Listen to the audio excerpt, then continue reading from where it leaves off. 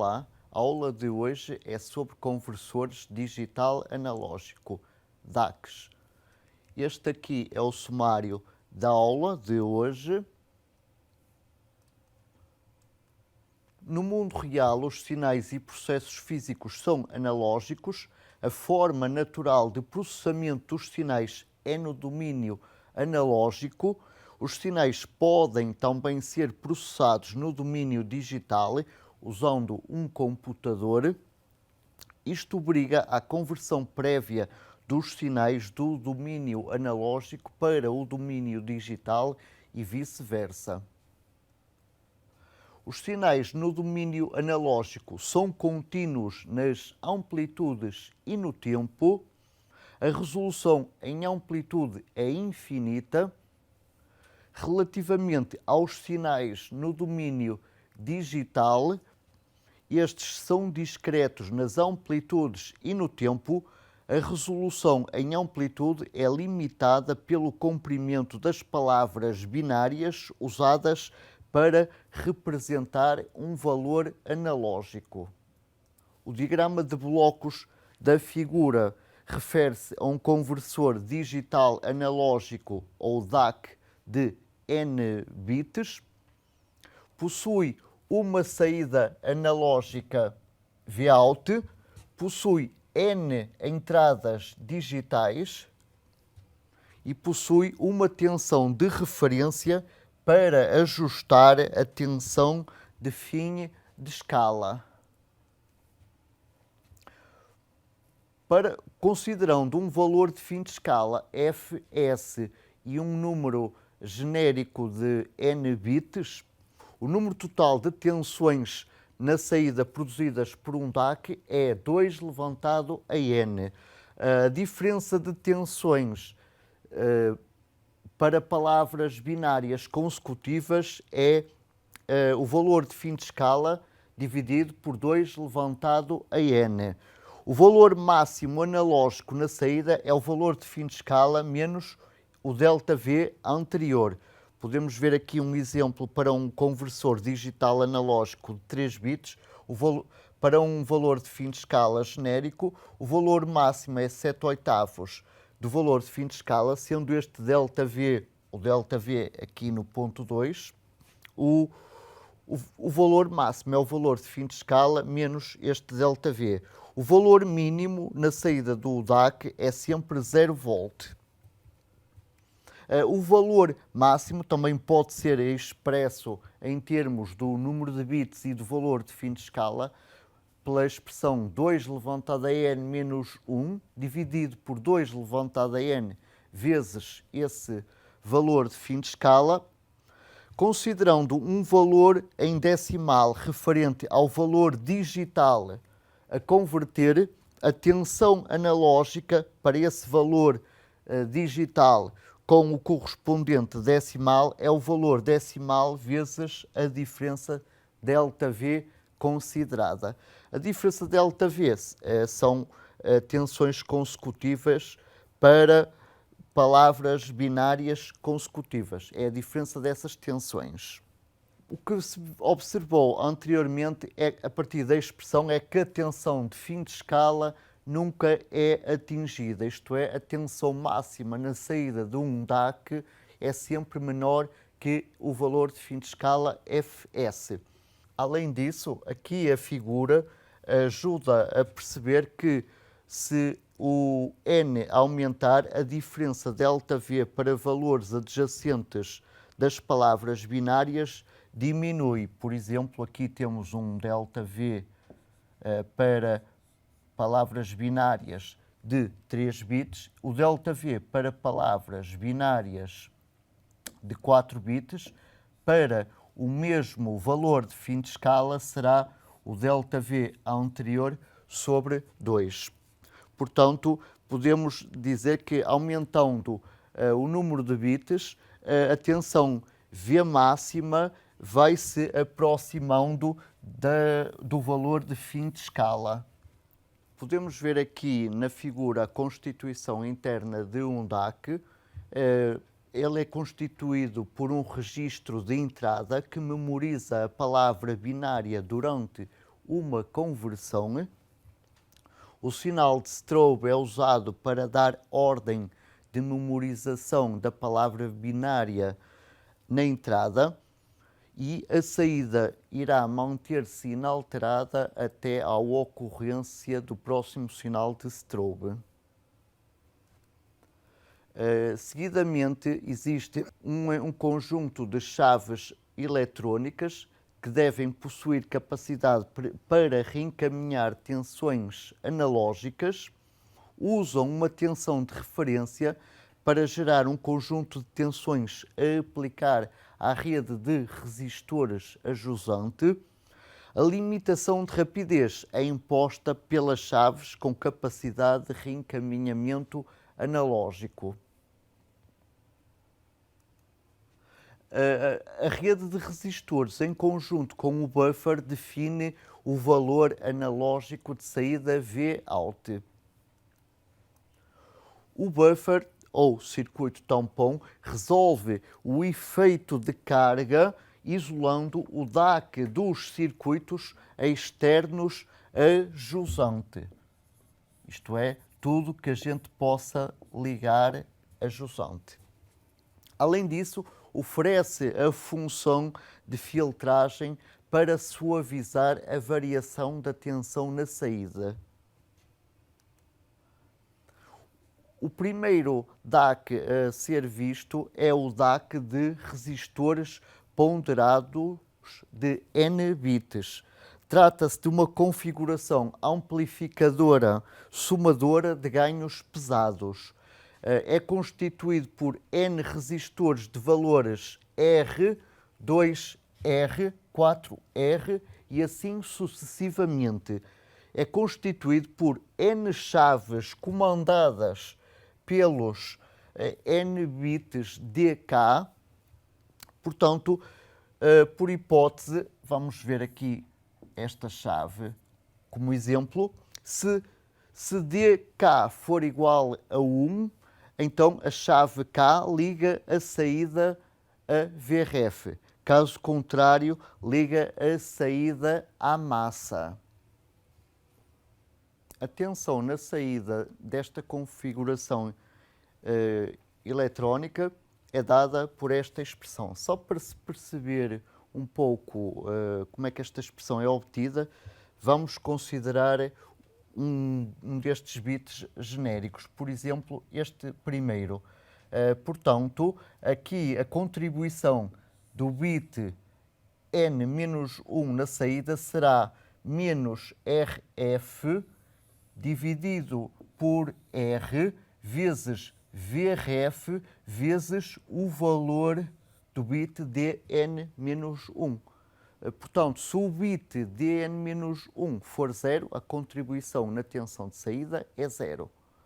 Caso contrário, a contribuição na saída será menos RF sobre R vezes VRF. Além disso, olhando aqui para a expressão, percebemos que o módulo da tensão na saída é menor que 2RF vezes VRF sobre R. Portanto, o valor de fim de escala, menos 2RF VRF sobre R, nunca é atingido.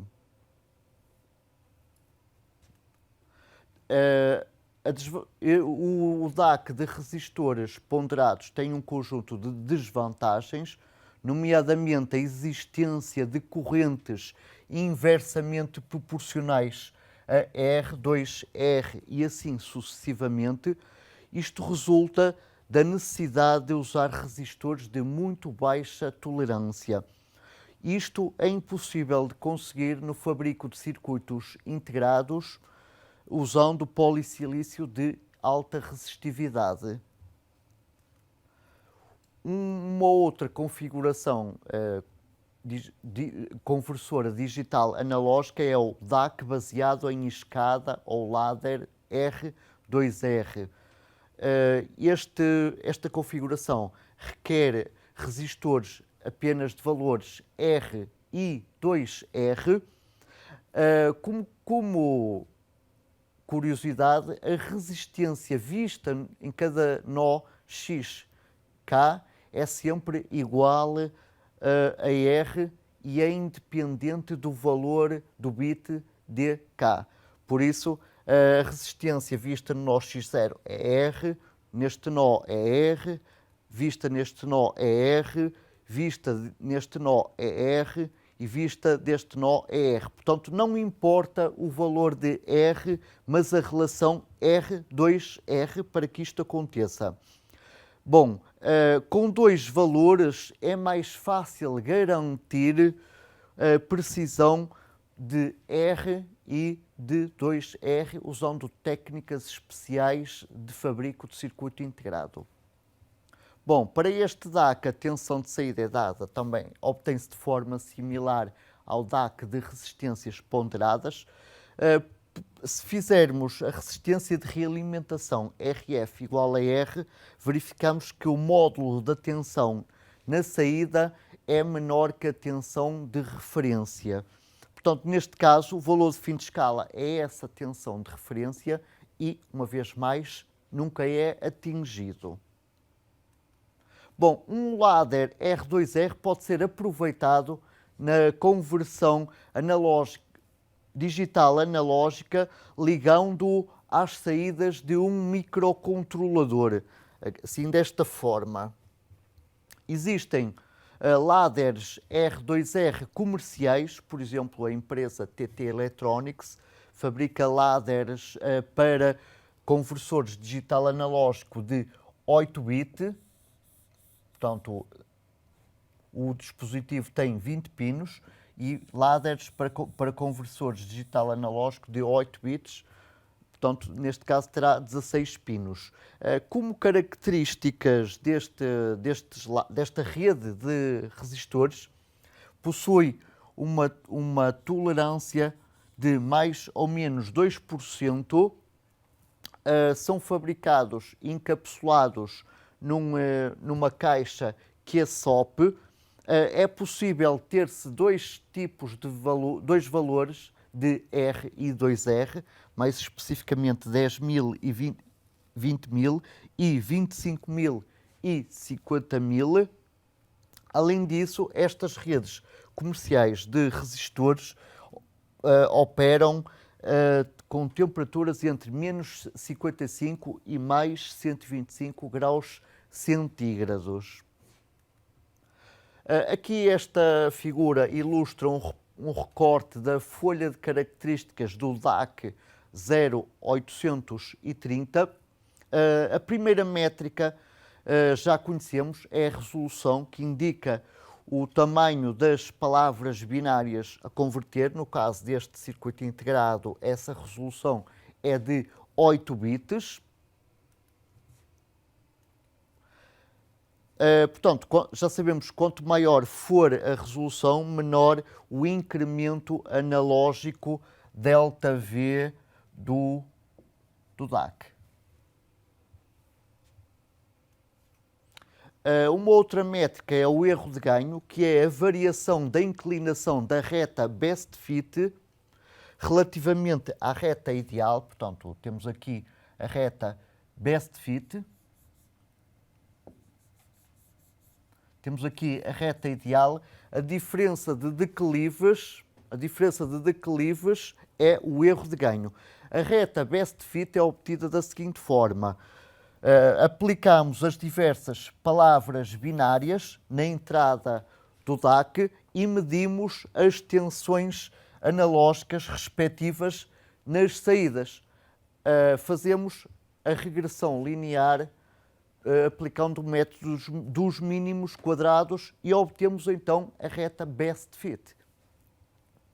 A partir da reta best fit também é possível determinar o erro de offset. O erro de offset consiste na ordenada, na origem dessa reta best fit. Podemos observar aqui uma diferença de valores da reta best fit relativamente à reta ideal na origem. Existe também erro de linearidade, mais especificamente a não linearidade diferencial. a não linearidade diferencial DNL índice K está associada à palavra binária K. Portanto, temos que calcular estes valores para todas as palavras binárias e depois, ao fim, considerar o máximo. Essa obtenção é dada pela diferença entre a tensão medida e a ideal. Se, por exemplo, esta aqui for a nossa palavra binária K, a tensão VDAC índice K mais 1 é esta tensão. Repare-se que estamos a usar as tensões reais. A tensão VDAC índice K é esta, sendo a diferença dada por esta seta verde. Depois, a diferença deste segmento relativamente ao ΔV, portanto, pegamos no comprimento da seta verde, subtraímos-lhe ΔV e dividimos por ΔV e obtemos a não linearidade diferencial para a palavra binária K. Se o DAC for ideal, estes pontos caem para aqui, este cai para aqui, e portanto a tensão K, VDAC K mais 1 é igual a VDAC índice K mais ΔV e portanto a não linearidade diferencial é igual a 0. Existe também a não linearidade integral, INL índice K associada à palavra K. Temos que calcular as não linearidades integrais para todas as palavras binárias e considerar o maior de todos. A não linearidade integral considera não só a contribuição desta palavra binária, mas também de todas as anteriores. Portanto, a expressão é dada da seguinte forma. Vamos imaginar que esta é a palavra binária K. Portanto, o VDAC índice K é este valor aqui medido. O valor K vezes ΔV é o valor ideal para esta palavra binária. É, portanto, o numerador é, portanto, esta seta amarela. Esta seta amarela a dividir por ΔV. ΔV já conhecemos também. Se o DAC for ideal, isto é, se não tiver erro de não linearidade integral, este valor aqui cai na reta ideal. E, portanto, a tensão VDAC índice K é simplesmente igual a K vezes ΔV. E, neste caso, a não linearidade integral para esta palavra binária é 0.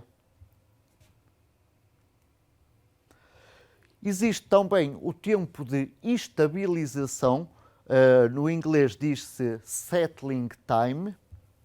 É o indicador mais importante para caracterizar os efeitos dinâmicos. É o tempo decorrido entre o instante de modificação na palavra binária e o instante em que a saída se torna suficientemente próxima do valor final. Olhando aqui para o recorte da folha de características do DAC 0830, vemos que o tempo de estabilização, o settling time, é 1 microsegundo. Portanto, com este DAC podemos gerar sinais com largura de banda até 500 kHz, isto é, a uma taxa de 1 mega-amostra analógica por segundo. Reparemos que a largura de banda tem que ser pelo menos metade, inferior a metade da taxa de amostras.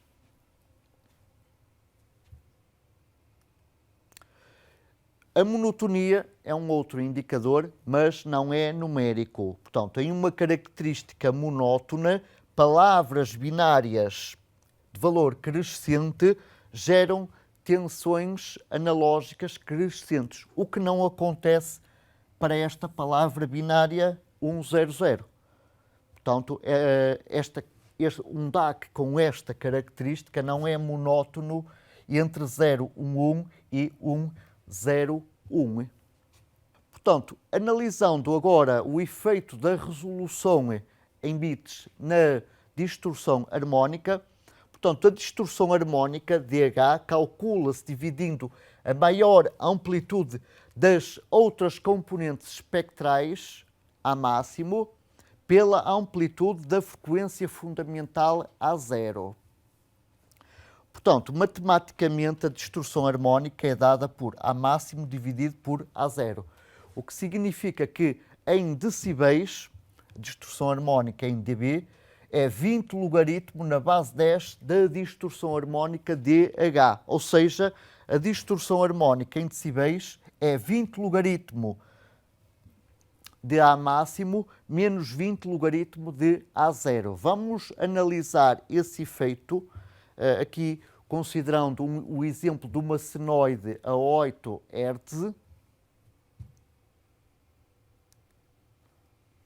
Portanto, vamos então considerar aqui uma senoide a 8 Hz. Em primeiro lugar, vamos considerar uma resolução infinita. Aqui em baixo no gráfico temos o espectro da senoide. A amplitude do espectro está em unidades arbitrárias. Não nos interessa o valor em si, mas sim a diferença relativamente às outras componentes espectrais. Neste caso, não existe diferença porque só temos a componente espectral fundamental a 8 Hz. Não se preocupem em perceber como é que chegamos a este espectro. O importante aqui é perceber o efeito da resolução, portanto, na distorção harmónica. Agora, se a gente passar a resolução de infinito para 256, isto é, 8 bits, continuamos na mesma a ter aqui a nossa frequência fundamental a 8 Hz. Agora vamos ter aqui um conjunto de harmónicos e subharmónicos destes 8 Hz. Portanto, vamos ver qual é destas riscas a que tem a amplitude maior e medir relativamente à nossa fundamental. E para esta resolução de 8 bits, isto é, 256 tensões analógicas, temos um espaçamento mínimo de 54 decibéis. Corresponde basicamente ao seguinte: a amplitude desta frequência a 12 Hz é 500 vezes menor que a amplitude da nossa frequência fundamental, o que é bom. Diminuindo um pouco mais a resolução de 8 para 6 bits, portanto, a distorção harmónica aumenta para 46 decibéis, portanto, esta componente espectral em 24 Hz passa a valer 1/200avos da componente fundamental, o que também é aceitável. Diminuindo um pouco mais a resolução, a distorção harmónica aumenta de novo para 34 decibéis e a componente espectral maior, que surgiu aqui devido à não linearidade do processo, é 1/50 relativamente à componente fundamental. Em determinadas aplicações ainda é aceitável. Reduzindo um pouco mais essa resolução apenas para 2 bits, essa distorção harmónica é de 18 decibéis, o que quer dizer que esta componente espectral a 40 Hz é tem 1/8 da amplitude da componente fundamental a 8 Hz. Fazendo aqui um resumo, podemos observar que à medida que a resolução vai diminuindo, a distorção harmónica vai aumentando, o que não é bom, como é evidente.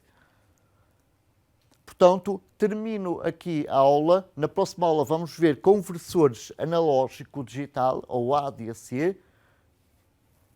Despeço-me com amizade e até à próxima aula.